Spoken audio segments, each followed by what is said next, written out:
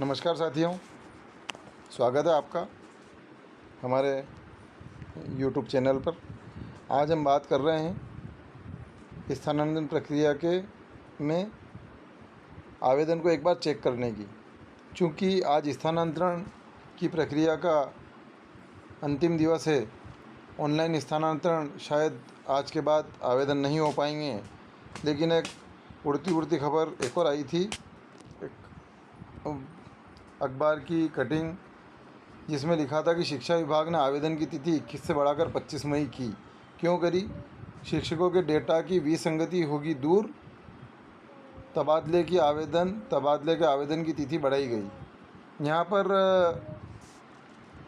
कुछ पोर्टल पर अपडेट करने के लिए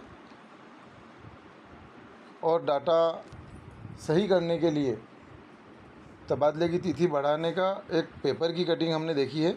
लेकिन इसका अभी तक कोई विधिवत अथेंटिक आदेश अभी तक जारी नहीं हुआ है। हो सकता है कि आज शाम तक आदेश जारी हो जाए और इसकी तबादले की तिथि 21 से 25 मई हो जाए। तो यहाँ पर हम बात कर रहे थे कि एजुकेशन पोर्टल 3.0 पर जो हमने आवेदन किए थे ऑनलाइन ट्रांसफ़र के लिए, वहाँ पर कुछ ऐसी समस्या हुई है कि अतिशेष की प्रक्रिया निरस्त होने के कारण कुछ जगह पर वो जो शिक्षक थे वो वहीं पर वापस रह गए हैं। कहीं पर विषय गलत होने के कारण जो शिविर में आवेदन लगाया था, ऑनलाइन आवेदन लगाया था, तो उनके विषय सही हो गए हैं। तो उन स्थानों पर अभी उस पद की वैकेंसी नहीं रही है। अब वहाँ पर उस पद की वैकेंसी नहीं बची है, क्योंकि उस पद का व्यक्ति वहाँ पहले से ही था और पोर्टल पर गलत एंट्री होने के कारण उस पद की वहाँ पर वैकेंसी हमको दिखाई जा रही थी और हमने वहाँ पर उस पद के लिए स्थानांतरण की अपनी प्रायोरिटी में आवेदन डाल दिया है।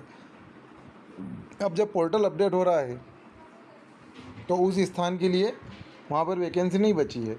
जब वैकेंसी नहीं बची है तो हर ज़िले में कुछ ब्लॉक में इस तरह की विसंगति हुई है कि वहाँ पर जो अपनों ने आवेदन डाला था उस पद का व्यक्ति वहाँ पर है और उस पद की अब यहाँ पर वैकेंसी नहीं है।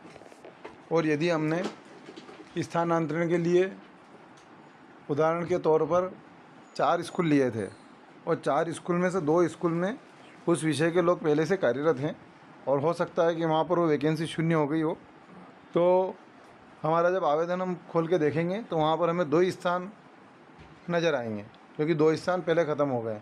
तो हम उसे अनलॉक करके आज उसमें कुछ स्थान और बढ़ा सकते हैं और इस तरीके से अपना काम कर सकते हैं। जैसे कि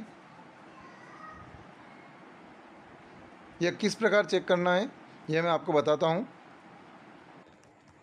इसके लिए हमें एजुकेशन पोर्टल 3.0 पर अपने स्वयं के लॉगिन आईडी और पासवर्ड से लॉगिन करना है।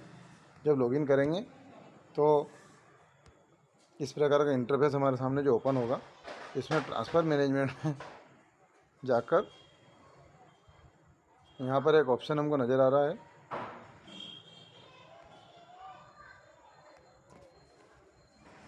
इस इंटरफेस में हमें ट्रांसफ़र मैनेजमेंट में जाकर यहाँ पर जो